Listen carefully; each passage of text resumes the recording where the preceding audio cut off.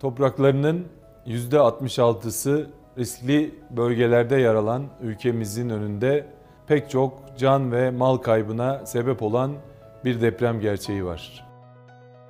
Son 120 yılda meydana gelen depremlerde 80 bin vatandaşımızı yitirdik.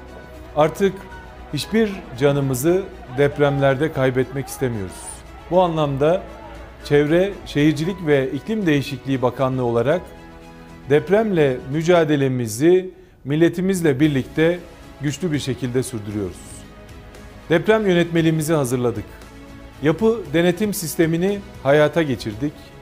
Zorunlu deprem sigortası gibi uygulamaları yürürlüğe koyduk. Ve bu çerçevede belediyeler ve TOKİ konut üretim çalışmalarını hızlandırdı. 2011 yılında yaşanan Van depremi sonrasında Kentsel Dönüşüm Kanunu yürürlüğe girdi.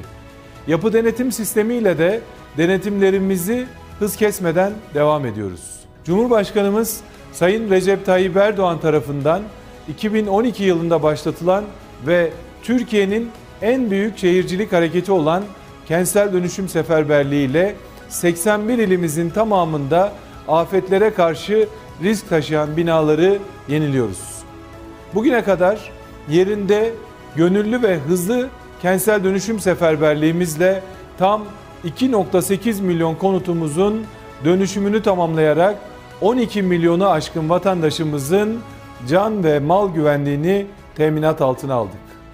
Bugün sahada 120 milyar lira yatırım bedeliyle 140 bini de İstanbul'da olmak üzere ülke genelinde 350 bin kentsel dönüşüm ve sosyal konutumuzu en sağlam, en güvenli ve en sağlıklı şekilde inşa ediyoruz.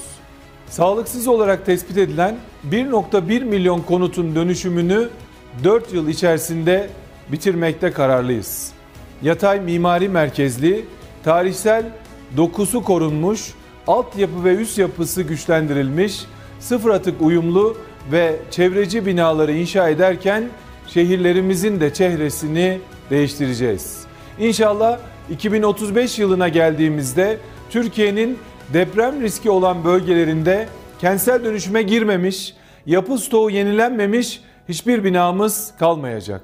Depremin sebep olacağı acıları tedbirlerle önleyecek, şehirlerimizi de geleceğe hep birlikte taşıyacağız. Ben bu anlamda milletimize her zaman yaptığımız çağrımı yenilemek istiyorum. Gelin vatandaş, belediye ve bakanlığımız işbirliğinde evlerimizi, iş yerlerimizi, hayat alanlarımızı depreme karşı birlikte hazırlayalım.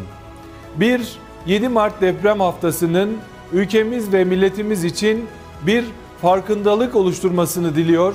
Allah'tan bütün vatandaşlarımız için afetlerden uzak, sağlıklı ve huzur dolu bir ömür niyaz ediyorum. Bu vesileyle depremde yitirdiğimiz canlarımıza bir kez daha Allah'tan rahmet diliyorum.